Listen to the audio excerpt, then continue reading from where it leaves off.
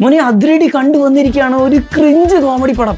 Cringe എന്നൊക്കെ പറഞ്ഞാൽ തൊയ്യൊക്കെ ഉരിഞ്ഞു പോവും, പക്ഷെ ചിരിക്കാനുണ്ട്, ഭയങ്കരമായിട്ട് ചിരിക്കാനുണ്ട്.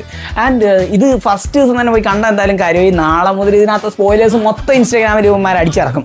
കാരണം ഇതിനകത്തൊരു കിടിലൻ ക്യാമിയോ ഉണ്ട്, നിങ്ങൾക്ക് എല്ലാവർക്കും ഇഷ്ടമാവും.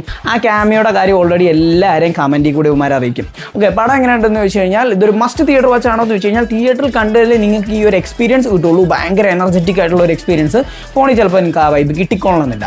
ആൻഡ് കഥയുടെ കാര്യം പറയുകയാണെങ്കിൽ ഒരു ബേസ് ആയിട്ടുള്ള സാധാ ഒരു സ്റ്റോറി ലൈനാണ്, ഒരു സാധാ സ്ക്രിപ്റ്റ്. അതിനെ ഇങ്ങനെ വലിച്ചു നീട്ടി നല്ല രീതിയിൽ ഡെവലപ്പ് ചെയ്തെടുത്തേക്കുന്ന ഒരു സ്റ്റോറി. നമ്മുടെ ബേസിലിൻ്റെ ആ ഒരു ഫസ്റ്റ് ഇയറിൽ വരുന്ന ലുക്കൊക്കെ അടിപൊളി. ഒരു ചെറിയ ചുള്ളം പയ്യൻ ക്രിഞ്ചിങ്ങനെ വാരി എറിയും. നമുക്കത് കോമഡി ആയിട്ടും ഫീൽ ആവും, ക്രിഞ്ചായിട്ടും ഫീൽ ആവും.